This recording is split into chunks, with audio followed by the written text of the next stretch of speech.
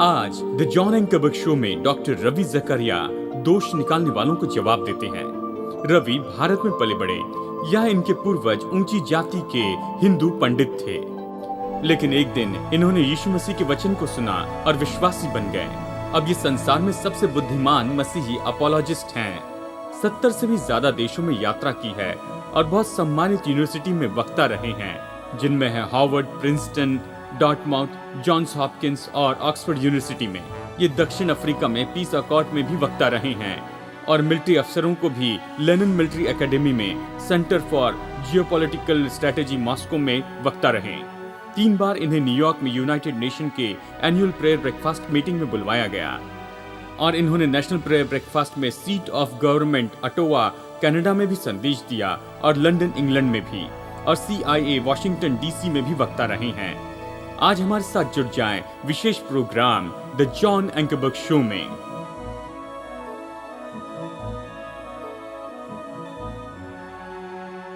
Programme में स्वागत है। मैं हूं जॉन एंकरबर्ग। मैं खुश हूं कि आज आप हमारे साथ जुड़े और मेरे मेहमान हैं बुद्धिमान मसीह फिलोसोफर अपोलॉजिस्ट रवि जकरिया। मेरे परिचित लोगों में सबसे ज्यादा रवि ने बहुत से देशों में विद्यार्थियों को सिखाया है। इन्हें सरकारी लीडर ने भी पूछा कि संसार के दूसरे भागों में आकर उनके सवालों का जवाब दे। इन्होंने यूनाइटेड नेशन में 3 बार संदेश दिया है, शुरू के ब्रेकफास्ट में जो यूनाइटेड नेशन का सेशन शुरू करता है।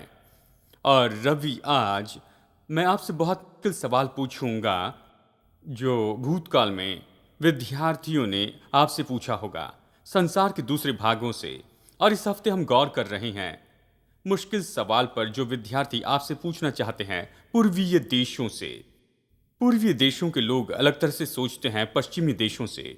आप पूर्वीय देशों में बड़े हैं तो आप इसे जानते हैं, इसलिए मैं आपसे सवाल पूछ रहा हूं। और हमारा पहला सवाल तो ये है, विद्यार्थी ने पूछा, क्या आप कृपया कर बताएंगे कि यीशु किस तरह प्रत्युत्तर देगा बहाई विश्वास को कि सारी आस्थाएं एक है और यीशु बहुत से भविष्यवक्ताओं में से एक भविष्यवक्ता है।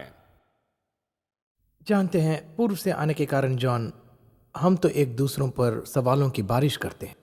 ये इसी तरह से है, यदि हम दिल्ली में ओपन फोरम कर रहे हैं उदाहरण के लिए, या मुंबई में या चेन्नई में, आप पाएंगे कि आप उससे बाहर नहीं आ सकते।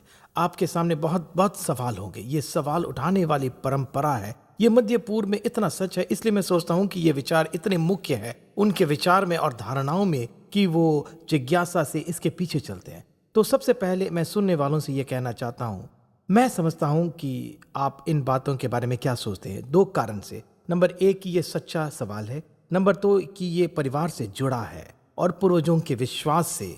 तो वो निश्चितता पर सवाल उठाते हैं, उदाहरण के लिए, या बहाय विश्वास में जो कि सही क्रम देखता है।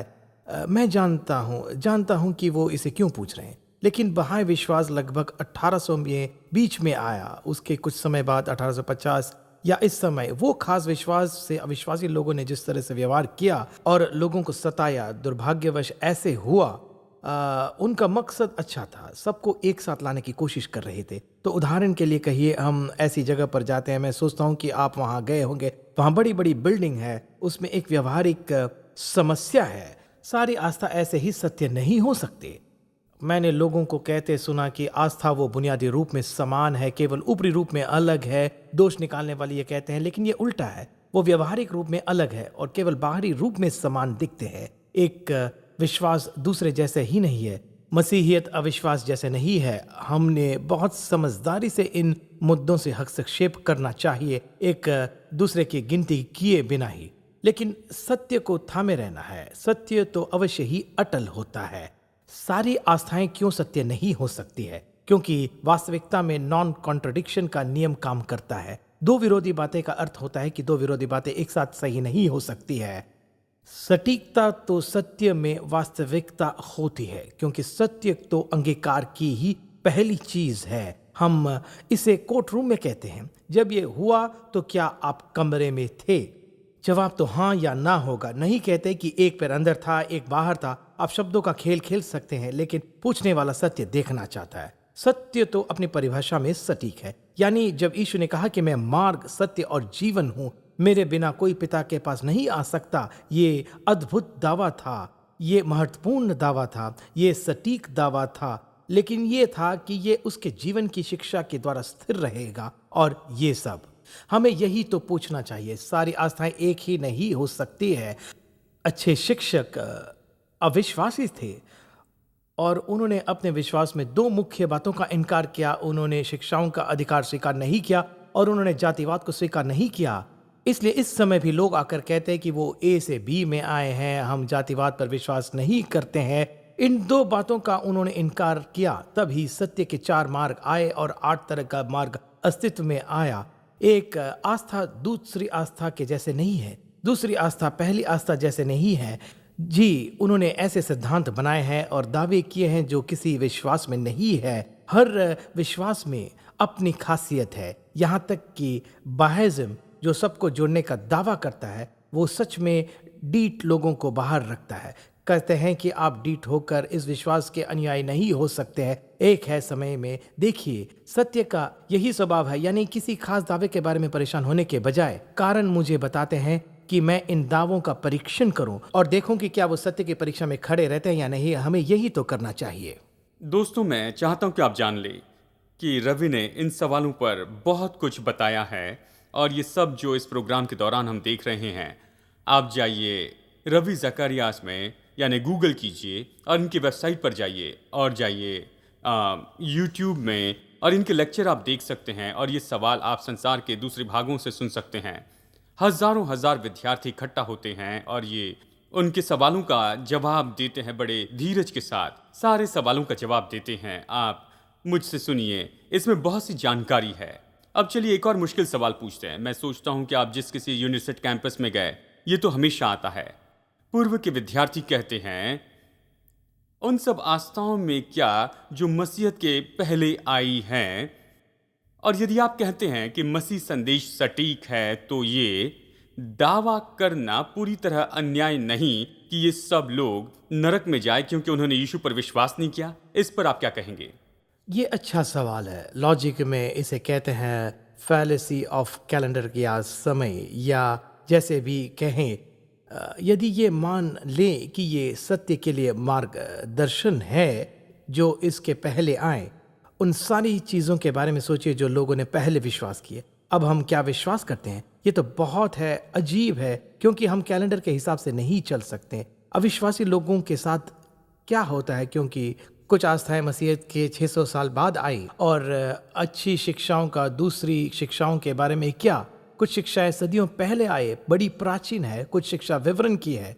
तो उसके बाद पहली शिक्षा का क्या होता है? एक आस्था सामने आने के बाद पहली आस्था का क्या होता है? फिर इस आस्था के बाद तीसरी आस्था है और उसके बाद चौथी आस्था है। तो ये सबसे पहले ऐसे ही हुआ, ऐसे विश्वास था। तो अजीब सी शुरुआत। मैं सोचता हूँ कि हमें ऐसे सही करना होगा। ये विचार कि यीशु मसीह 2000 साल पहले आया था, इसलिए जो कुछ भी उसके पहले था वो दूर होना चाहिए। सच में यीशु के 3000 साल पहले अब्राहम था जो विश्वास से जीता था। हम यहूदी मसीही विचारधारा में बातें करते हैं। आप यीशु के 1400 साल पहले चले जाइए, वहां मूसा था, व्यवस्था दे रहा था और बता रहा था कि ये कैसे छुड़ाने वाले के बारे में बताती है। यहाँ तक कि उस पर भी ये कुछ अजीब और नया है, ये विश्वास किया गया जो केवल 2000 साल पहले आया था। बाइबल कहते हैं कि परमेश्वर जिसने समय समय पर अलग तरह से भविष्यवक्ताओं द्वारा बातें की है, अंतिम दिनों में अपने पुत्र के द्वारा हमसे बातें की है। मैं यहाँ एक उदाहरण देना चाहता हूँ और भारत के मेरे मित्र उसकी सराहना करेंगे। ये इस तरह से है। हमारे एक नौकर पहली बार फिल्म देखने गए। वो थिएटर में गए और गलत दिशा में देख रहे थे। उन्होंने सोचा कि उन्होंने पैसे दिए कि दीवार के छेद से लाइट की किरण आती देखने के लिए पैसे दिए गए। फिर वो दाहिनी ओर मुड़े और देखा तो कहा, मेरे प्रभु, क्या देखता हूँ, किसी का चेहरा है। संसार की बहुत सी धार्मिक विचारधारा उन किरणों जैसे होगी जो दीवार से आती है। फिर अंत में यीशु मसीह के व्यक्तित्व के चेहरे पर यह रोशनी चमकती है जिसमें सरे सत्य का सार और विवरण था। संसार के दूसरे दृष्टिकोण में सत्य के बारे में थोड़ी जानकारी होगी। उसकी परिपूर्णता तो यीशु मसीह के व्यक्तित्व में है। तो प्रोग्राम देखने वाले दर्शकों से कहता हूँ, यूहन्ना का सुसमाचार ले, इसे पढ़ना शुरू कीजिए। देखिए ये यीशु के बारे में क्या कहता है। आपके सवालों के लिए उसके जवाब देखिए और आप उसके व्यक्तित्व में सत्य का पूरा विवरण देखेंगे। उस भाग के बारे में क्या, उन लोगों के बारे में क्या जो भूतकाल में रही हैं और उन्होंने यीशु पर विश्वास नहीं किया? क्या ये सही है या अन्याय है कि वो परमेश्वर से अनंत काल के लिए अलग हो जाएं? हम उसे कैसे भी जवाब दें, जवाब का सबसे महत्वपूर्ण भाग तो ये होगा, बाइबल कहती है कि सारी पृथ्वी का न्याय वही करेगा जो सही है। ये दिलचस्प है, ये वाक्य सदोम और अमोरा पर आने वाले के समय आया था। परमेश्वर आप और मुझसे ज्यादा न्याय है, परमेश्वर वो करेगा जो सही है। लेकिन ये ऐतिहासिक रूप में ये भी बताता है कि अब्राहम क्या जानता था। वो बहुत आस्था की परंपरा में पला बड़ा था, लेकिन उसने उस नगर को देखा जिसका बनाने वाला परमेश्वर था। वो ये विचार कहाँ से लेकर आया?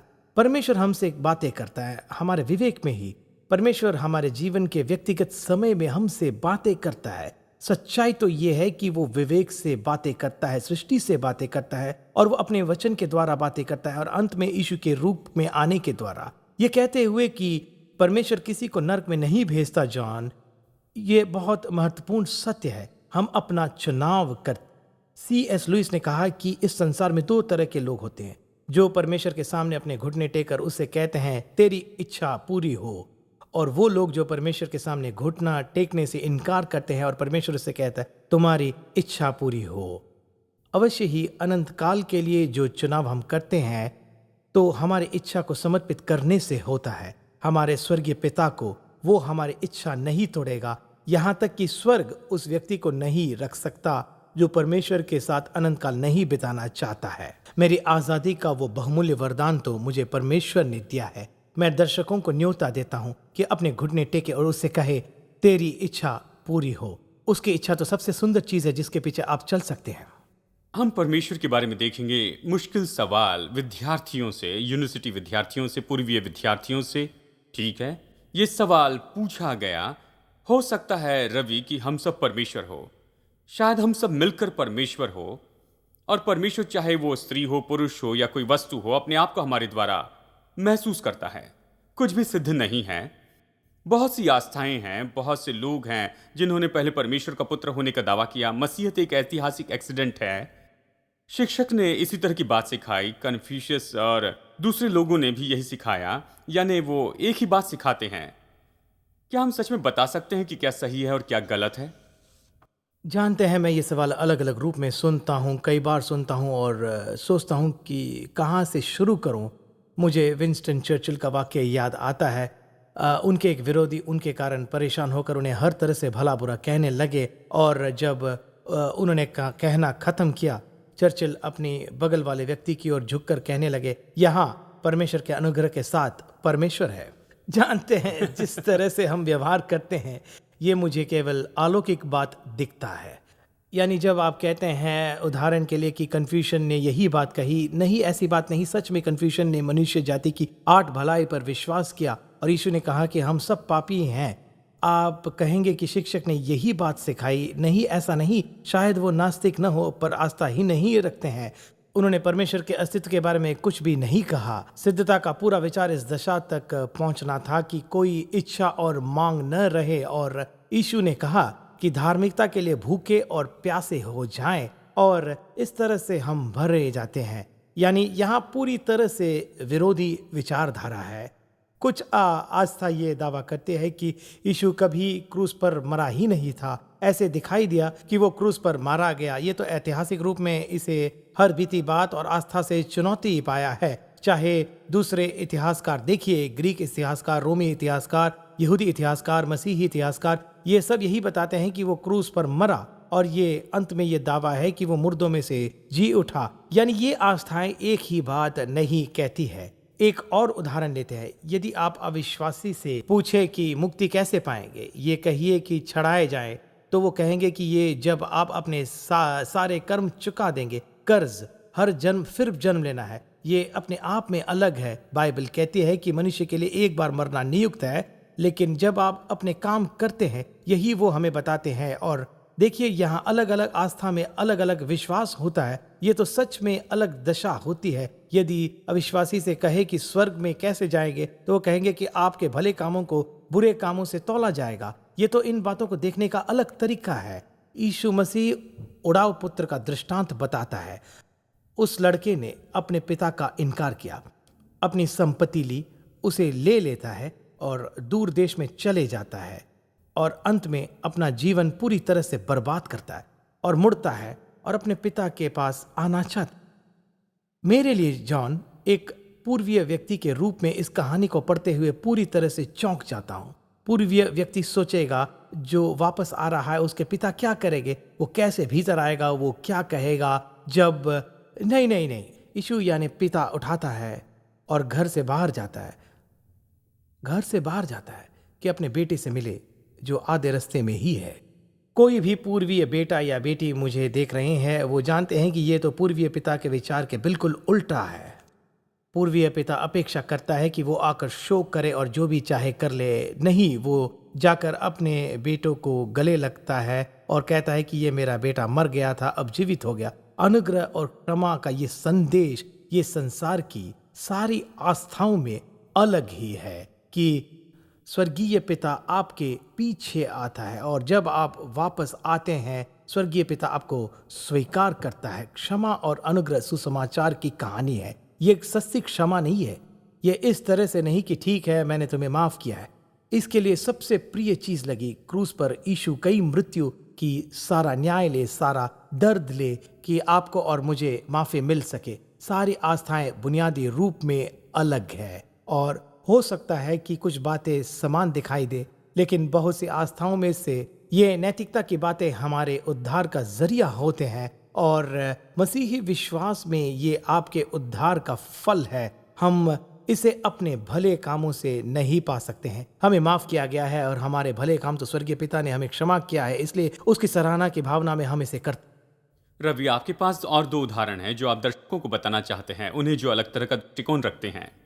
जी, एक बार ऐसे हुआ और जगह थी गेन्सविल यूनिवर्सिटी ऑफ फ्लोरिडा में जॉन। हमने चर्चा पूरी की और ये भाई चलकर आते हैं। ये अजीब है, हमने इसे वीडियो में टेप किया है, उसे देखने से हंसी आती है। वो आगे आते हैं, माइक्रोफोन के पास आकर कहते हैं, मैं कैसे जानूंगा कि मैं अस्तित्व में हूँ। और अवश्य ही आधे लोग चौंके तो आधे हंसने लगे। सब लोग आगे झुक गए क्योंकि वो सोच रहे थे कि इस तरह के सवाल का जवाब कैसे दे सकते हैं। तो मैंने उन्हें ये जवाब देते हुए कहा जो प्रोफेसर नेथन न्यूयॉर्क के प्रोफेसर कहते हैं, जब विद्यार्थी इसे पूछते थे वो अपना चश्मा पहनते हुए पूछते, मैं क्या कहूं कि कौन पूछ रहा है। सत्य की परीक्षा में उनमें से एक परीक्षा है इनकार न करने की परीक्षा। आप अपने अस्तित्व का इनकार नहीं कर सकते हैं उसी समय इसे निश्चित कहे बिना। ये तो इस तरह से कहना है कि मैं हिंदी का एक शब्द भी नहीं कह सकता हूं, जबकि आप ये कह रहे हैं कि आप सच में हिंदी में ही इसे कह रहे हैं। यानी इस तरह के संसार के दृष्टिकोण में पहचान की कश्मकश है, चाबी है। यहाँ मैं और आप ये संबंध है। देखिए, मनन करना तो हमने मैं को बढ़ाने में ले जाता है। आप भीतर देखकर मनन करते हैं, लेकिन इस बात की सच्चाई ये है फिर भी वो आपसे कहते हैं कि इस मनन को हमें और किसी सचेतता की ओर फेर देना चाहिए। सच्चाई के संसार में आप और मैं अलग व्यक्तित्व के रूप में जीते हैं। इसलिए परमेश्वर के लिए भूख हो, इसलिए बलिदान की बात इतनी जगह पर आती है, इसलिए घुटने टेकने की बात आती है, इसलिए भवन में भेंट ली जाती है। ये तो अस्तित्व में रहने वाली है कि हम मैं और आपके संसार में जीते हैं। और ये दिलचस्प है, मसीही संसार में हम एकता के बारे में नहीं कहते हैं, संगति के बारे में कहते हैं। जीवित परमेश्वर के साथ संगति और संबंध में हम मैं और आपके संसार में हैं। आपके पास दूसरा उदाहरण भी है जो उनसे बातें करता है जो पूर्व में हैं। उस जवान बहन के बारे में बताइए जिन्होंने भारत में एक होटल में आपसे बात की थी। ये तो बहुत अजीब सी कहानी है। जानते हैं जॉन, यदि आप मुझे 15-20 साल पहले पूछते तो मैंने कभी नहीं सोचा कि इस तरह से होगा। मैं दिल्ली में था, वहाँ एक अच्छी जगह पर रह रहा था, मेरी तबीयत का ख्याल रखने की कोशिश कर रहा था और इस बहन ने मेरे एक दोस्त के द्वारा मुझसे संपर्क किया और उन्होंने कहा कि मैं आपसे मिलना चाहती हूँ। तो वो आते हैं और मुझे अपनी कहानी बताते हैं।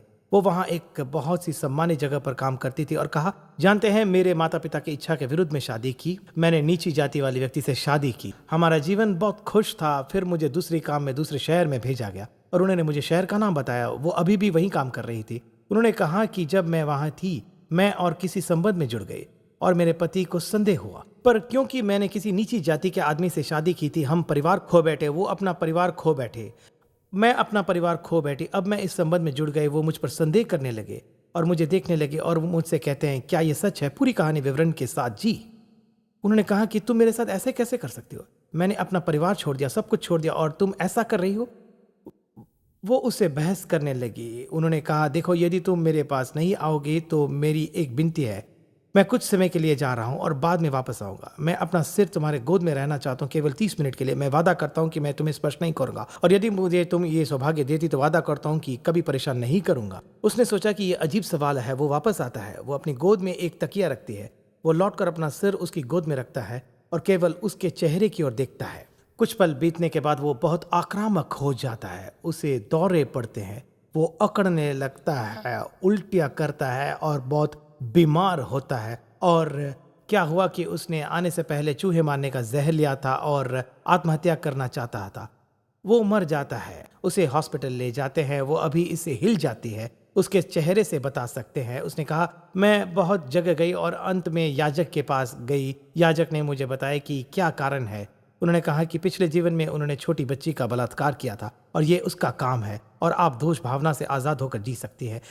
मैं वहाँ सामने बैठा हुआ पढ़ी लिखी अपर मिडिल क्लास की बहन से ये कहानी सुन रहा था। मैंने पूछा, क्या इसने काम किया? क्या आप ये सब भूल गई? और उसने कहा, नहीं, मैं नहीं भूल सकती। देखिए, हम सब जानते हैं।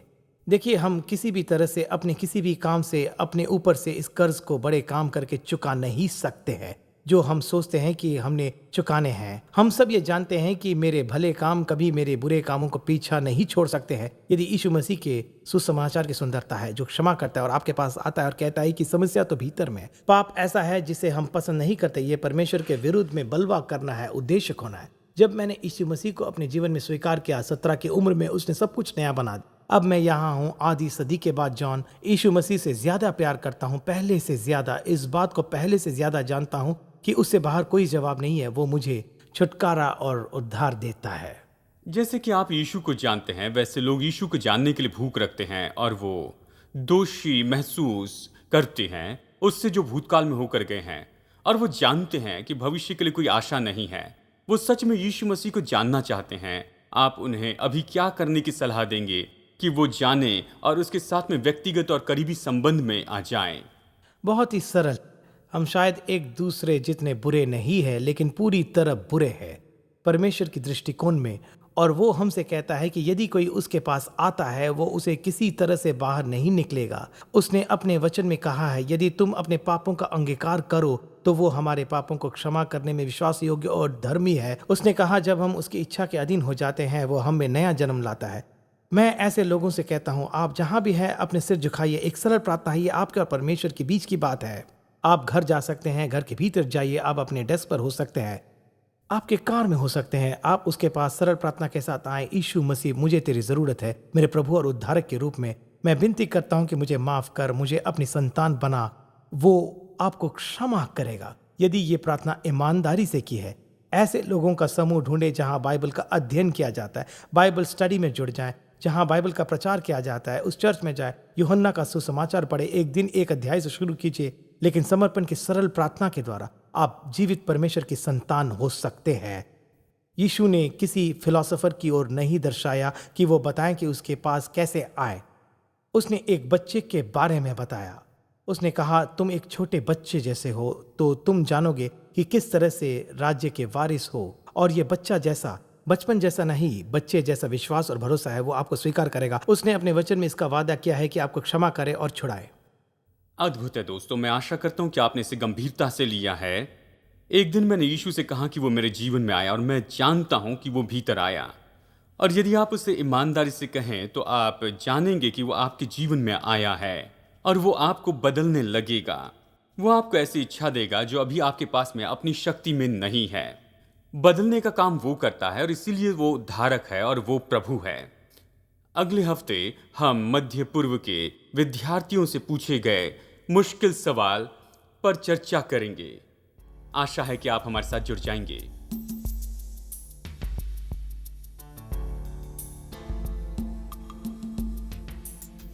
यदि आप हमारी नई सीरीज की सारी जानकारी पाना चाहते हैं, रवि जकरिया दोष निकालने वालों को जवाब देते हैं, इस सीरीज में रवि बताते हैं कि कैसे भारत में इनकी परवरिश हुई, कैसे इनके पूर्वज उस समय ऊंची जाति के याजक थे।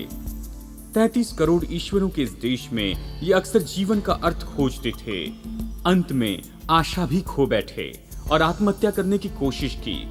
तब हॉस्पिटल में एक भाई ने इन्हें बाइबल दी और इन्होंने यीशु के शब्द को पढ़ा, क्योंकि मैं जीवित हूँ, तुम भी जीवित रहोगे।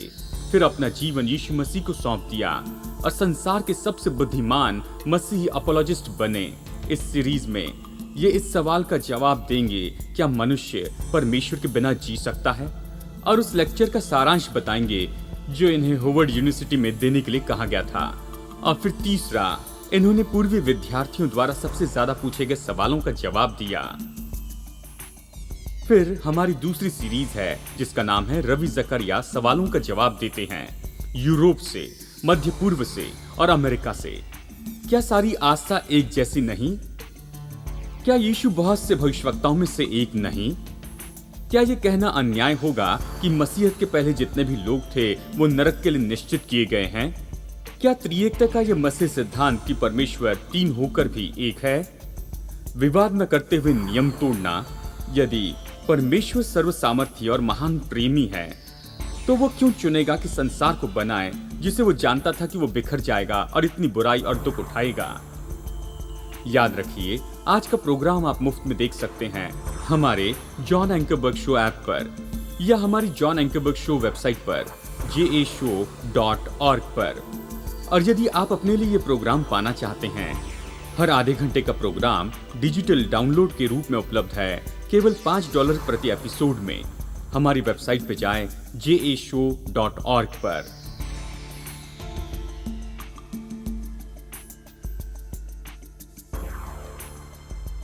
जब व्यवस्था दी गई थी, यीशु ने कहा ये स्कूल के शिक्षक जैसे दी गई थी, शिक्षक के रूप में या दर्पण जैसे। लेकिन जब आप मुंह धोना चाहते हैं तो दर्पण के पास नहीं जाते हैं। दर्पण आपको बताएगा कि आपका चेहरा गंदा हो गया है। अच्छा है कि बेसिन के पास जाए या पानी लेकर इसे धो दे। और व्यवस्था केवल हमें पढ़ा सकती या जानकारी दे सकती है, ये कभी हमारे दिल को नहीं बदल सकती है। लेकिन साथ ही कुछ और बातें याद रखें। मूसा ने 613 व्यवस्था दी थी, उसने क्या किया? उसने केवल और गड़बड़ी लाई। संभव है कि परमेश्वर आज आपसे बातें कर रहा है। यदि आप चाहते कोई प्रार्थना करें या आप कोई सवाल पूछना चाहते हैं तो स्क्रीन पर दिए गए फोन नंबर पर फोन कर सकते हैं। इस नंबर पर फोन कीजिए, कोई बड़ी खुशी से आपके लिए प्रार्थना करेगा। आज मेरे साथ जुड़ने के लिए धन्यवाद। आशा करता हूं कि अगले हफ्ते इसी समय आप फिर से जुड़ जाएंगे। यीशु मसीह के साथ में अपना संबंध कैसे शुरू करें, इसे जानने के लिए हमारी वेबसाइट पर लॉग कीजिए jashow.org पर और वहां पर pray to accept Jesus Christ as your saviour पर क्लिक कीजिए।